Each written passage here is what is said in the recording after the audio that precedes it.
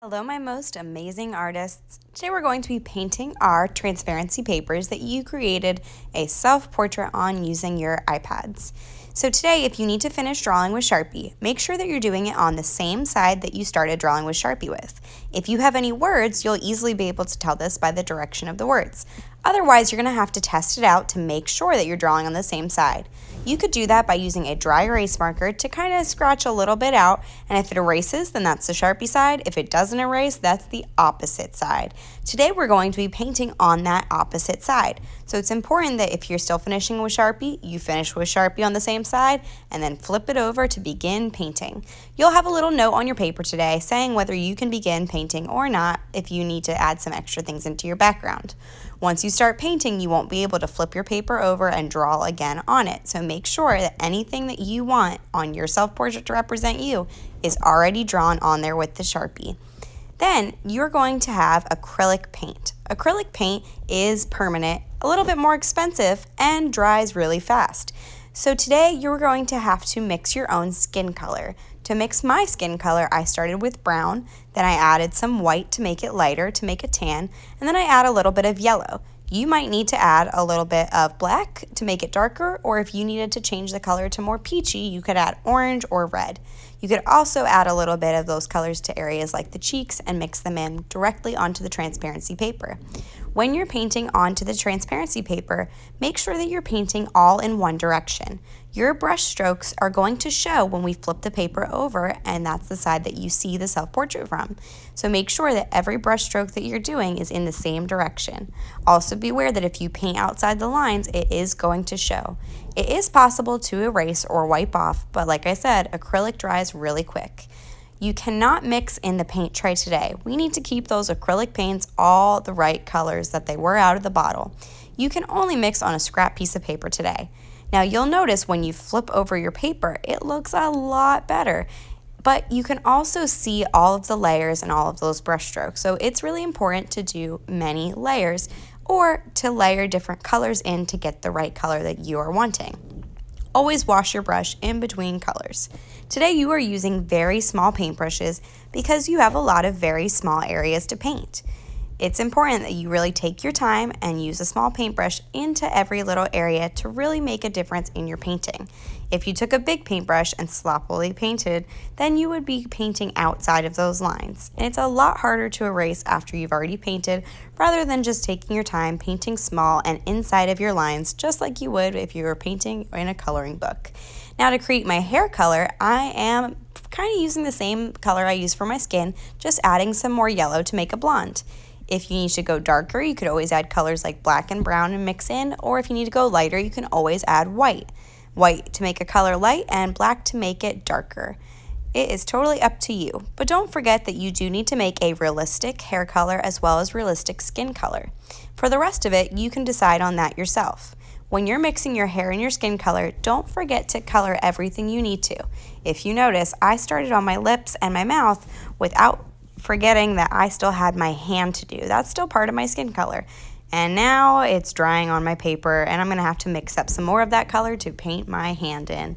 Don't forget that you also have your shoulders. Some of your shoulders or your arms were showing in your self-portrait, so you're going to paint those your skin color. When it comes to your teeth, make sure that you're using a white paint, as well as the sides or the insides of your eyes before you get to the eye color of the iris. It's important to try to match these true to color. The rest of it you can make up yourself and create any colors in your background that you would like to. Just always make sure that whatever color you grab, you're washing your paintbrush in between each color and dabbing on the sponge to make sure that that paint is off the brush before you go grab another color in the paint tray. You can mix the paints either on the transparency paper or on a scrap piece of paper available at the Makerspace. But make sure that you're not mixing in that paint tray and everything will be a-okay. Otherwise, you'll be taking a painting break. Another reason you could take a painting break is if I see that you erase your entire transparency paper. We are needing to finish these to get sent off to our art show, so it's very important that you are working on task and taking your time.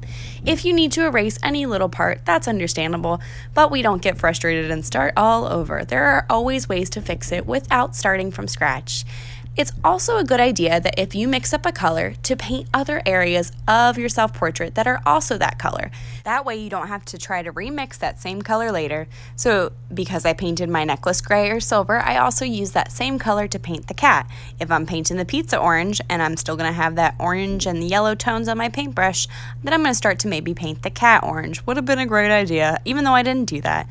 I'm going to go ahead and make sure that I am painting a thick layer on everything, and always painting in the same direction. As I said, your brushstrokes will show on the other side. You can always peek over and look at the other side to see what it looks like, or hold it up to a friend and have them tell you what areas you missed or need to paint a second layer on. The paint will dry very quickly and you'll be able to paint layers. But if it's not fully dry and you press down really hard with your paintbrush, it will start to chip away at that paint.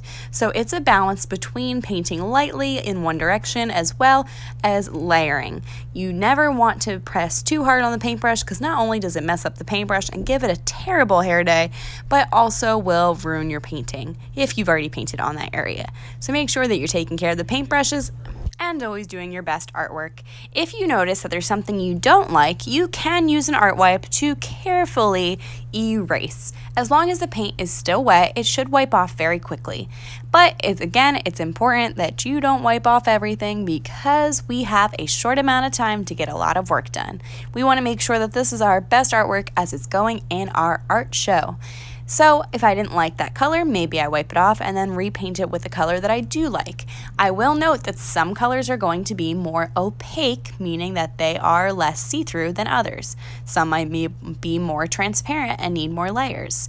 So you're going to have to see what works for you and what colors are working on your self-portrait.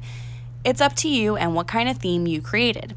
Just make sure that you have a balance of clear paper that's left in the background, as well as your items that you made to represent you that are painted in to the best of your ability.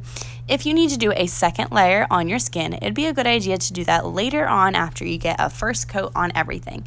I try to mix up that same color, or at least similar, maybe even a little bit darker, because the more layers that you add, it will start to change the look of it on the other side. But the first layer is the most important, because that's what's going to show the brush strokes through it. It's really cool when you flip it over to see the back, because it looks way better when you flip it to the right side, the side that we'll be showing.